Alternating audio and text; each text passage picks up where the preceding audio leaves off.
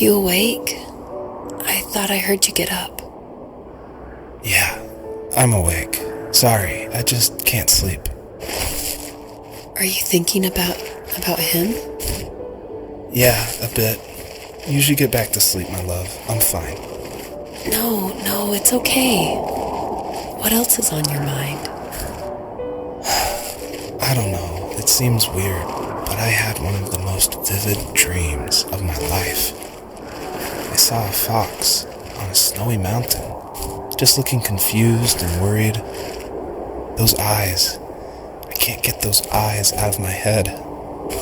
She was running in the windy snow, looking for something. Do you think it has to do with you and what's been going on? I don't know. It was just a dream, Rachel. They're not meant to make sense. A lot's happened the past couple days, that's all.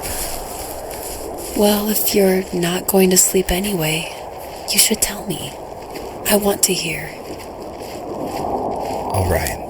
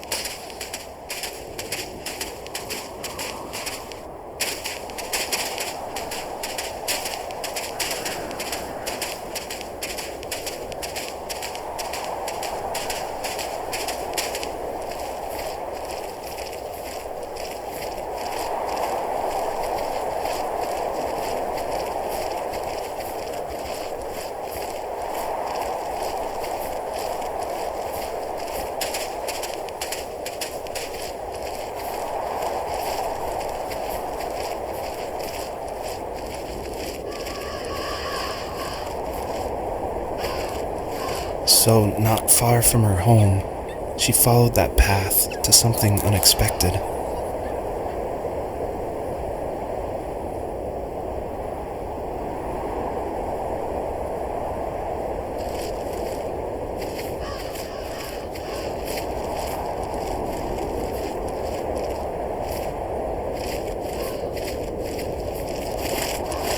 She couldn't stay, though. She had to find her other two children.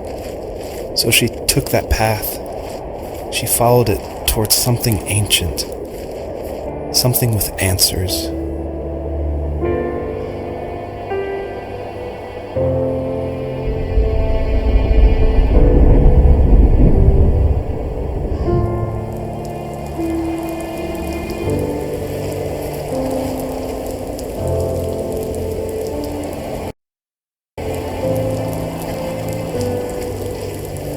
fox looked high and low, searching for any sign of her cubs. Points of light showed the way to this ancient tree. It was as if each one had a story to tell, all their own. The land was trying to tell my story, too. I felt like I was right behind her the whole time.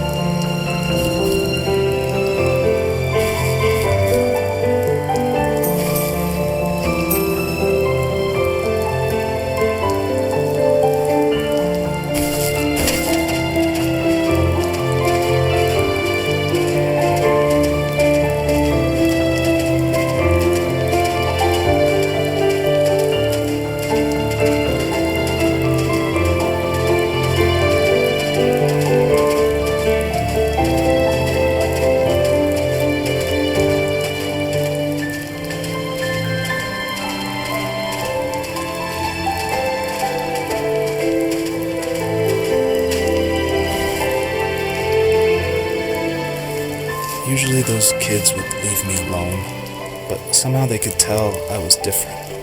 They made fun of how far away I lived. They called my dad a sourdough. I was a blabbermouth as a kid, telling my dad stories I made up for hours. But after that show and tell, I didn't tell him much anymore. He didn't know exactly what was wrong, but his best guess was that the toys he carved weren't cool enough. He carved me a tank and tried to tell me what it was like to be in a real tank as a serviceman. I didn't know your dad was in the military. Yeah, in the army.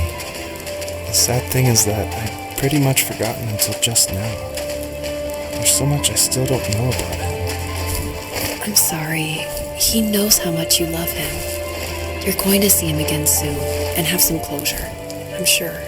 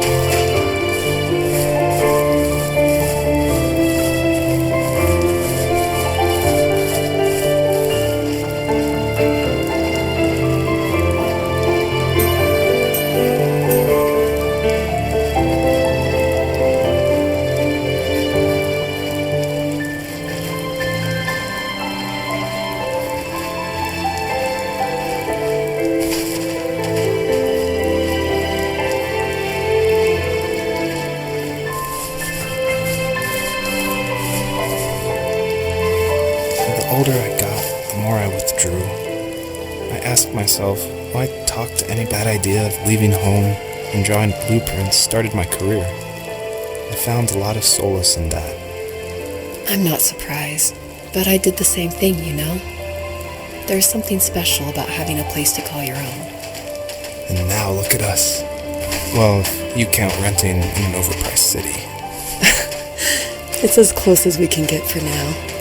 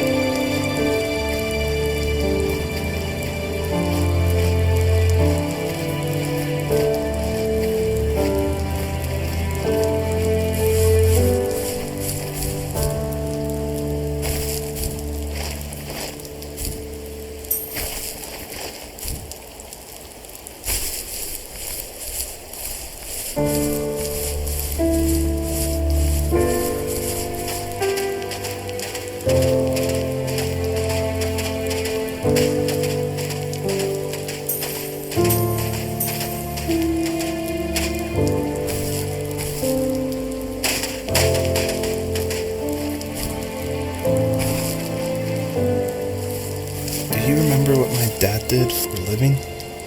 Wasn't he like a lumberjack? That's one way of putting it.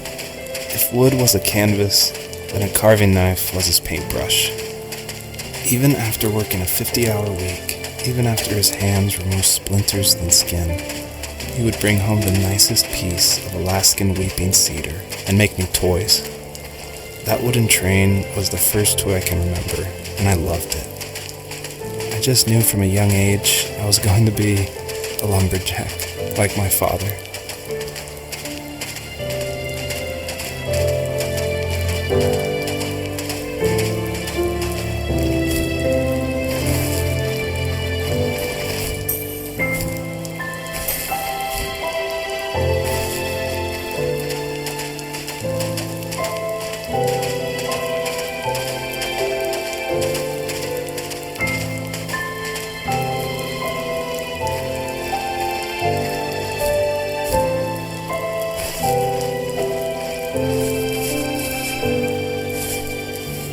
As a kid, did you ever do show and tell in your class?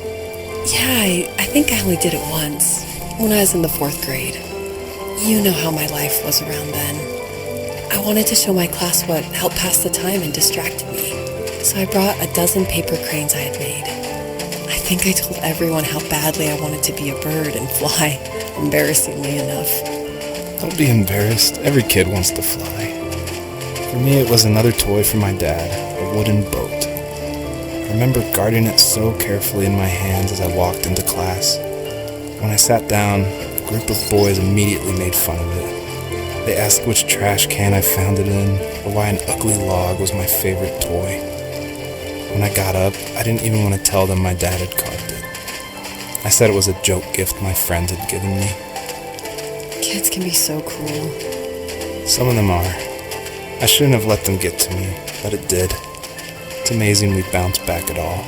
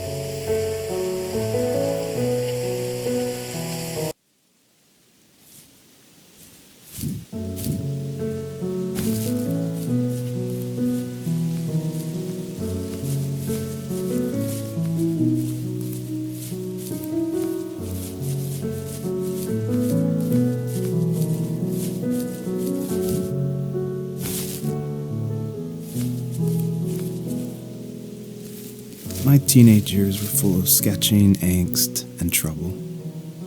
I wasn't popular or unpopular. Maybe just forgettable. I guess that gave me a sense of freedom, so I hung out with crazy kids, doing crazy things, even though I mostly just watched the chaos ensue. We did it all. Put fireworks in mailboxes, hide roadkill in people's garages, break windows of the barber shop in Anchorage. My dad was furious, but he was so busy working he couldn't do much to stop me from going out. I think being an adult means there's no one to stop you making hard decisions. He had to make a living, and he couldn't be in two places at once. Yeah, I realize that now. But at the time, I was sure he was more interested in growing his business than what was going on with me.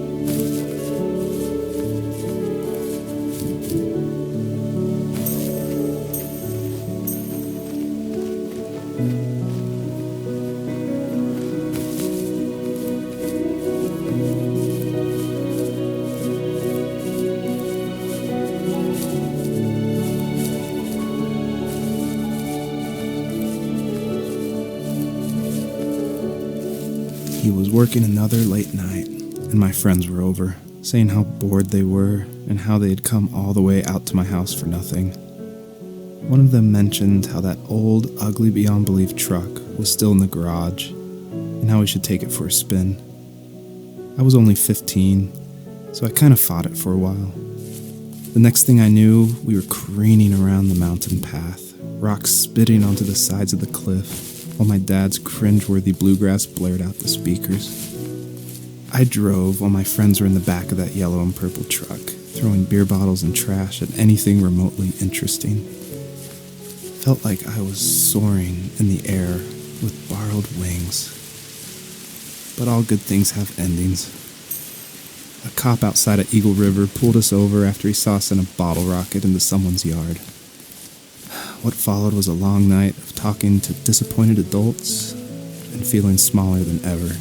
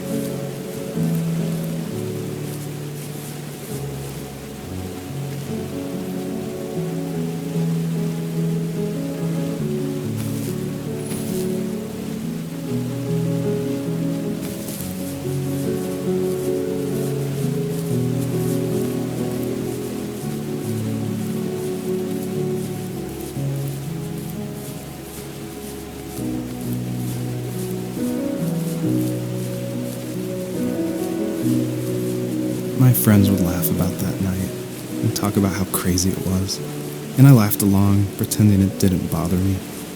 But it did. I imagined my friends growing old in the bush, unable to find that thrill in those godforsaken ice fields. It's like those mountains were a literal wall, keeping me from leaving, where all I would have to look forward to are lumber yards and evening beers. I had to climb over. That was my only goal for a long time.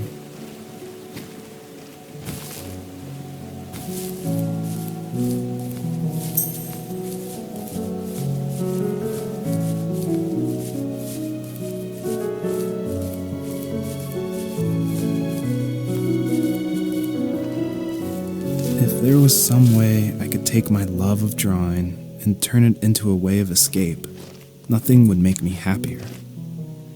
I wanted to create instead of tearing trees down.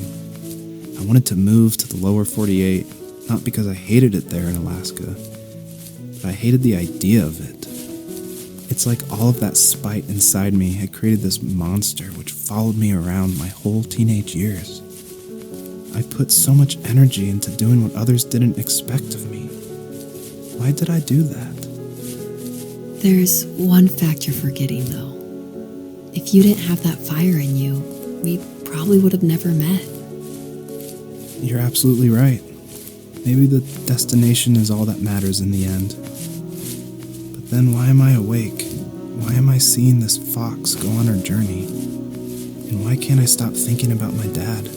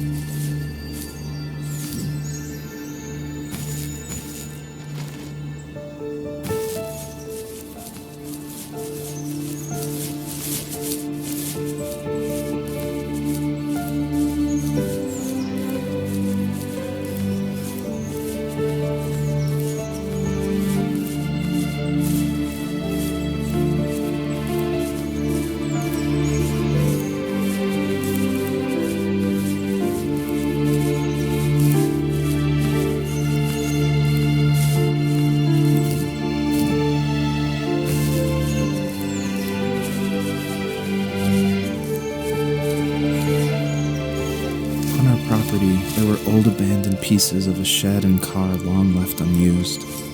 I used to ask him all the time who those people were that left all this junk, and I'm sure he got so tired of hearing it that he made up some elaborate stories how a brown bear ate them and haunted the woods afterwards. What's funny is I think it made those people seem more real. Growing up thinking they were still hanging out like they couldn't say goodbye. I used to tell my friends how I could swear I saw spirits move near the water, and that always freaked them out. I guess it didn't bother me, because the way I saw it, they were normal people with old cars and sheds, just trying to figure out how to survive and be happy in the middle of nowhere. It was a cool thought that they didn't want to leave, but I was a weird kid. Well, you had good company since those ghosts like living in a place where they were brutally devoured.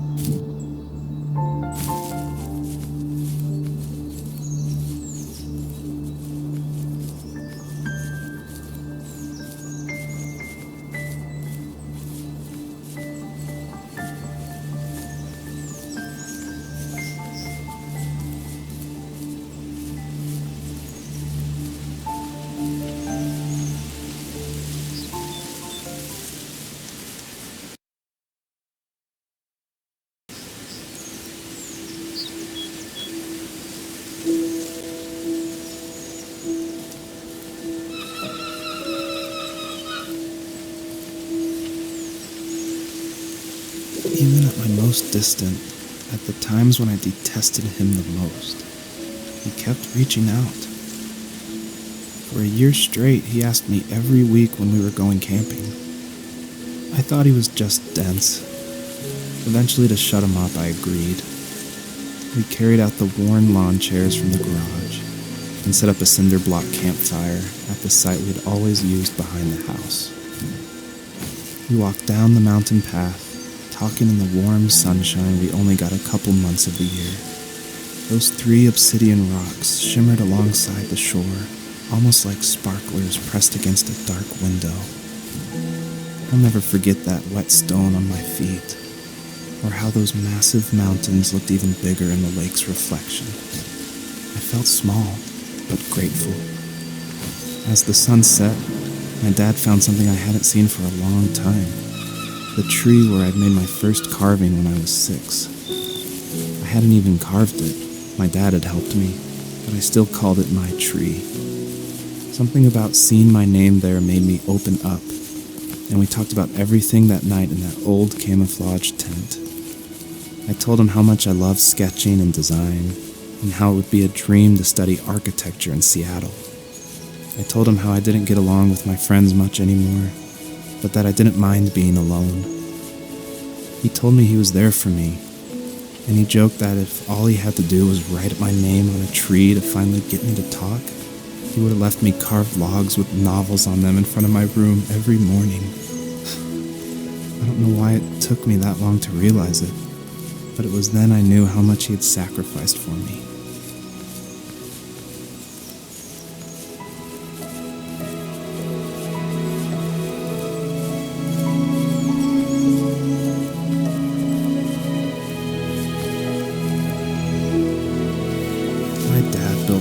Stuff in his free time.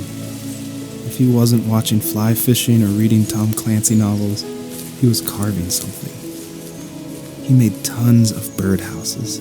Not that he was into bird watching, but I think he really missed working and adding on to the home. If he couldn't afford the time to build onto our own house, he would have to settle with watching birds move into their little homes. We kept an old mattress in the bed of that ugly yellow truck, so we would drive it deep into the woods and then watch the birds fly into their houses while the sun set. Usually it was accompanied by venison jerky or a cold Coke, but not a lot of talking, which is how we both liked it.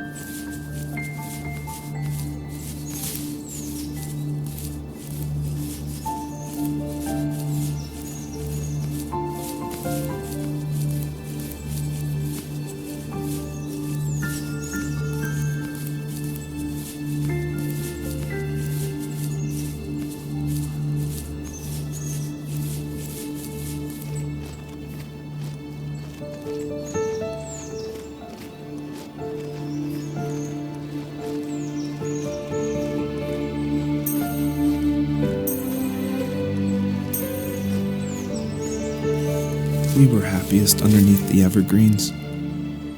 We decided it was time to finally map out the hundreds of acres we lived on, just to pass the time during the summer.